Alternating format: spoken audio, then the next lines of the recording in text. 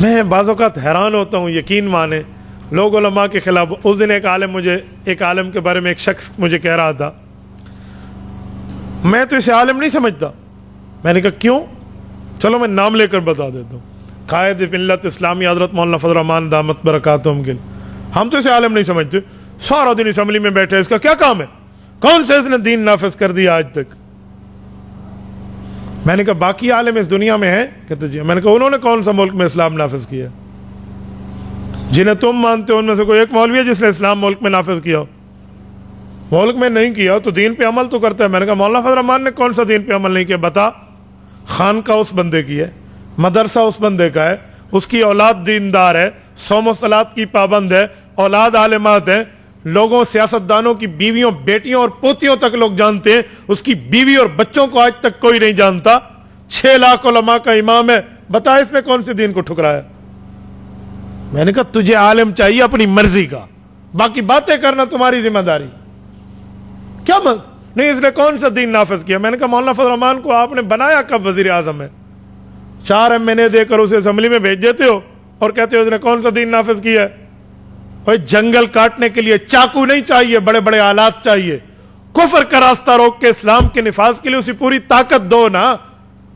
جتنی طاقت 4 بندوں کی تم دیتے ہو، سلام ہے اس مولوی کو، وہ کفر کا راستہ تو روک لیتا ہے نا. یار اس نے راستہ روکا تو ہے نا. آج تک اسلامی شکیں موجود ہیں آئین میں، اس کی وجہ یہی علماء ہے جو اسمبلی میں بیٹھے. اور مولانا میں ایک مزے کی بات آپ کو سناؤں. ہمارے نوجوان اکثر یہ جملہ کہتے ہیں، اور وہ کہتے تو دین کے درد سے ہیں، لیکن ان کے سینے میں دین کا علم نہیں ہوتا اور وہ غلطی کر جاتے ہیں. وہ کیا ہے؟ وہ کہتے ہیں ہم عالم کی قدر کرتے ہیں لیکن سیاسی عالم کی قدر نہیں کرتے. وہ سمجھتے ہیں کہ سیاست کوئی فضول چیز ہے. جب مولوی بنتا ہے نا تو مولوی کے سر پہ پگڑی آتی ہے جسے کہتے ہیں دستار فضیلت. یہ مولوی صاحب نے پہنی ہوئی ہے تو میرے خیال میں خل مدارس سے ان کی فراغت ہے. دیکھیں نا وہاں کے مدارس والے اس طرح کی پگڑیاں پہناتے ہیں. تو یہ بخاری شریف پڑھنے کے بعد ان کے سر پہ پگڑی سجی ہے. جب تک عالم صحیح مسلم کی حدیث کی کتاب نہ پڑھے وہ عالم بنتا ہی نہیں ہے. صحیح مسلم میں حدیث پاک صحیح موجود ہے. حضرت ابو ہریرہ فرماتے ہیں اللہ کے رسول نے فرمایا کانت بنو اسرائیل تسوسہم الانبیاء کلما ہلک نبی خلفہ آخر وانہ لا نبی بعدی. لوگوں انبیاء کرام انبیاء بھی ہوتے اور سیاستدان بھی ہوتے تھے. جب ایک نبی فوت ہوتا دوسرا نبی بھی آتا اور سیاستدان بھی ہوتا. اور میں سب سے آخری نبی ہوں، میرے بعد نبی نہیں آئیں گے، میرے خلفاء ہوں گے. اور جامع ترمذی میں العلماء ورثۃ الانبیاء، علماء انبیاء کے وارث ہیں. تو جب عالم نبی کا وارث ہے ہر چیز میں نا، مصلی نبی کی وراثت میں عالم کو ملا، ممبر نبی کی وراثت میں عالم کو ملا، نکاح جمعہ عید کا خطبہ نبی کی وراثت میں عالم کو ملا، نکاح طلاق غمی خوشی کے فتوے دینا نبی کی وراثت میں عالم کو ملا. تو سیاست بھی نبی کی وراثت میں عالم کو ملی ہے. ہم بڑے حیران ہیں، مصلی کے لیے تو داڑھی والا ڈھونڈتے ہیں، ممبر کے لیے تو دیندار عالم ڈھونڈتے ہیں، نکاح طلاق جنازہ غمی خوشی کے لیے تو علماء ڈھونڈتے ہیں، سیاست کے لیے کسی وڈیرے جاگیردار اور دنیا دار کو ڈھونڈتے ہیں.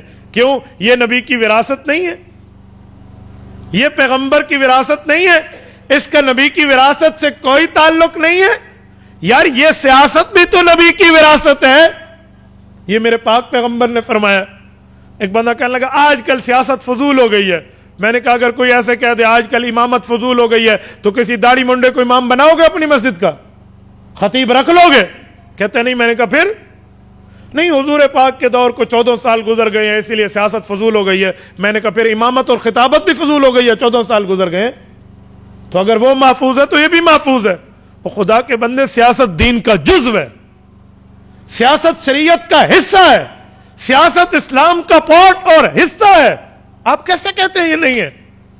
اور جس بندے نے اس میدان کو سنبھالا ہے وہ تو رسول اللہ کی وراثت میں سنبھالا ہے. تو کہتا ہے میں سارے مولویوں کو مانتا ہوں، سیاسیوں کو نہیں مانتا.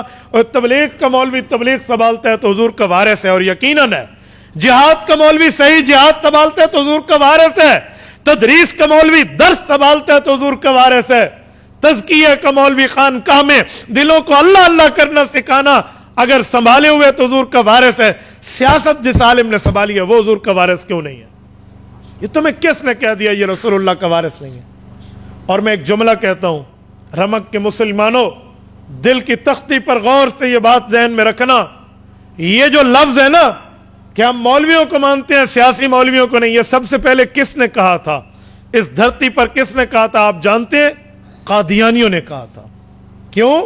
کہ جب قادیانیوں نے ملک میں ختم نبوت کا انکار کیا اور مرزے کو جھوٹا نبی مانا، جھوٹے کو نبی مانا، اور کلمے کی دعوت دے کر اعلان کیا کہ لا الہ الا اللہ محمد الرسول اللہ میں لفظ محمد سے مراد مرزا قادیانی ہے، نعوذ باللہ۔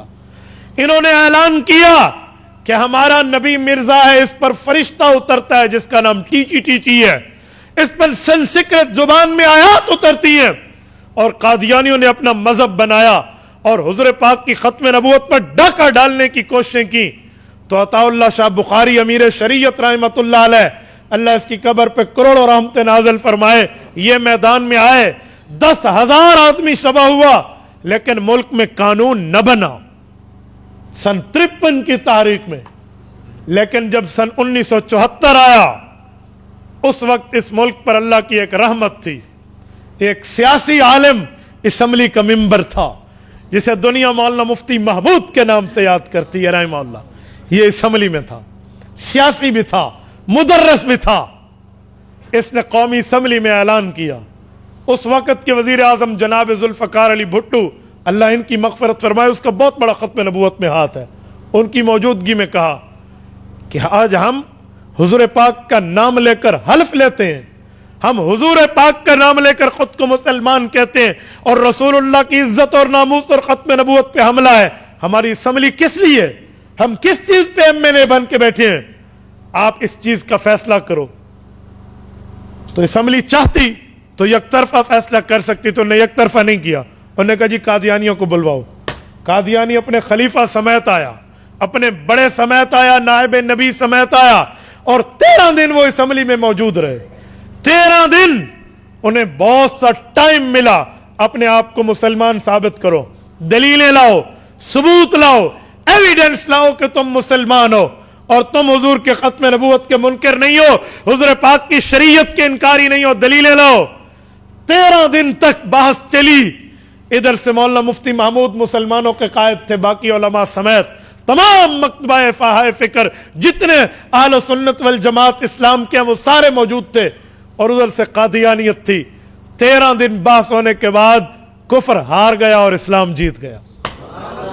یہ اسلام کو تو اللہ نے ضرور جتوایا، سبب یہ سیاسی عالم بنا ہے، یہ سیاسی شخصیت بنی ہے، اور مولانا مفتی محمود نے مرزے کو کافر اقلیت قرار دلوایا اور ملک میں قانون بنوایا کہ جو ختم نبوت کا منکر ہے وہ اپنی عبادت گاہ کو مسجد نہیں کہہ سکتا، وہ کلمے کا اعلان کے اوپر دعوت نہیں دے سکتا، وہ خود کو مسلمان نہیں کہہ سکتا، وہ کافر اقلیت قرار آ گئے۔ 7 ستمبر 1974 کی لیجسلیٹو اسمبلی نے، آج امن ہے پاکستان میں، تمہیں کوئی قادیانی دعوت دیتے نہیں ملے گا، کوئی مرزائی حضور کی ختم نبوت کے انکار کو اعلانیہ آتے ہوئے نہیں ملے گا۔ وہ چوٹ کس نے ماری تھی؟ سیاسی عالم مفتی محمود نے ماری تھی۔ تو جب قادیانیوں نے وہاں چوٹیں کھائیں اور ماں باپ کی توبہ نکال کے انگلینڈ دفع ہوئے، جب مرزا طاہر اور مرزا ناصر وہاں پہنچے، انہوں نے پروپیگنڈے کے طور پہ سوچا کہ اب مقابلہ تو مسلمانوں کا ہم یوں نہیں کر سکتے، قانون بن گیا ہے، آئین میں ترمیم ہو چکی ہے، اب مسلمانوں کے لیے ڈیوائیڈ اینڈ رول، انہیں لڑاؤ اور اپنی کام کی تقویت دو۔ انہوں نے یہ شوشے پھیلانا شروع کر دیے۔ مدرس عالم تو عالم ہے، تبلیغی عالم تو عالم ہے، خانقاہی عالم تو عالم ہے، امام اور خطیب تو عالم ہے، لیکن سیاسی عالم نہیں ہے، ان کو نہ مانو۔ یہ جملہ قادیانیوں نے معروف کرایا۔ سن 74، آج سے 50 سال پہلے یہ کام شروع ہوئے، اور چلتے چلتے آج ہمارے مسلمان نوجوان یہ جملہ کہہ دیتے ہیں، ہم عالم تو مانتے ہیں، سیاسی عالم نہیں مانتے۔ ان کے دل میں دین کا درد تو ہے، لیکن دین کا علم نہیں ہے، پتہ نہیں ہے یہ جملہ قادیانیوں کا ہے۔ اور آج ہم کہہ رہے ہوتے، ہم انٹرنیٹ پر لکھ رہے ہوتے ہیں اپنے موبائل سے پیسے ہمارے, پیکج ہمارا, وقت ہمارا, آئی ڈی ہماری, موبائل ہمارا, ہاتھ ہمارا, اور ہم قادیانیوں کی باتوں کو شیئر کر رہے ہوتے. میرے دوستو کچھ تو سمجھے, ہم علماء نے یہ کام کیا ہے, اور جو کام سیاسی عالم نے کیا ہے نا, مرزے دی منجھی اس سے ٹھوکی ہے. جی ہاں, حقیقت میں مرزے کی منجھی انہوں نے ٹھوکی ہے نا, اسی لیے اس کو عالم تو چاہیے. سیاسی عالم سے قادیانی ڈرتا ہے. اور سلام ہے ہماری قیادت علماء کرام کو, لندن میں بیٹھ کے یہ اس بے ایمان نے, مرزے کا جو موجودہ جانشین ہے, بے ایمان کیا نام ہے اس کا, مسرور, یہ وہاں سے بیٹھ کے اس نے کہا تھا کہ جب تک پاکستان میں مولوی موجود ہے نا, ہماری دال گلنے والی نہیں ہے. میں کہتا ہوں سنو, مولوی بھی موجود ہے, اور جب تک رسول اللہ کا کوئی غلام بھی زندہ ہے تمہاری دال پھر بھی نہیں گلے گی. تو یہ تو سیاسی علماء نے کیا, اور ہم اپنے سیاسی اختلافات کی بنیاد پہ سیاسی علماء کے خلاف باتیں کرنا شروع کر دیتے ہیں. خدا کے لیے کچھ سمجھ کے بات کیا کرو. عالم عالم ہے, وہ نبی کا وارث ہے, وہ تبلیغ میں جائے, وہ جہاد میں جائے, وہ مدرسے میں جائے, وہ خانقاہ میں بیٹھے یا وہ اسمبلی میں بیٹھے, وہ نبی کا وارث ہے. ایسی بات نہیں ہے. اور آپ کو تو فخر سے سر اٹھانا چاہیے, سر اٹھا کے, سینہ اٹھا کے چلنا چاہیے کہ اللہ نے ہمیں وہ قیادت عطا فرمائی ہے علماء کی, وہ جرت مند غیرت مند ثبوت علماء دیوبند کے رب نے ہمیں عطا فرمائے, جو رہتی دنیا تک اپنی مثال چھوڑ کے گئے. آج بدترین مخالفت ہے علماء کی حکومت میں, اس کے باوجود بھی قائد ملت اسلامیہ پہ ایک ٹیڑھی کرپشن کی ثابت نہیں ہوئی, ایک ٹیڑھی. اور جرت ہے تو یہ کر کے دکھا دیں. ان کو کل سمجھ آ جائے گا کہ علماء پہ ہاتھ اٹھانا کہتے کیسے ہیں, سمجھ آ جائے گا. تو یہ سب سے کم دلیل ہے. آج لوگ بہت ہوشیار ہو چکے ہیں, عوام پاگل نہیں ہے, عوام کو بدھو نہیں بنایا جائے گا. یہ جو علماء کے خلاف باتیں کرتے ہیں نا, تو لوگ انہیں کہتے ہیں بھی اگر تمہاری باتوں میں وزن ہے نا, تم اتنے سچے اور ثبوت ہے, تو جاؤ اس مولوی کے خلاف عدالت, ای پیو کو گجا کو نا, اس کو کہیں نا, اسے کوئی کہنے والا نہیں ہے. تو اسی لیے علماء کے خلاف نہ بولا کریں, اپنی آخرت بھی دیکھیں, اپنی دنیا بھی دیکھیں. انہوں نے اس چھوٹی سی طاقت پہ جو 4 مہینے آپ دیتے ہیں, انہوں نے وہاں بند باندھا ہے. کسی کی جرت نہیں ہے کہ وہ اسلام کے خلاف بات کر سکے. یہ حکومت موجودہ آئی نا, انہوں نے اپنا وزیر خزانہ کسے رکھا, عاطف قادیانیوں کو.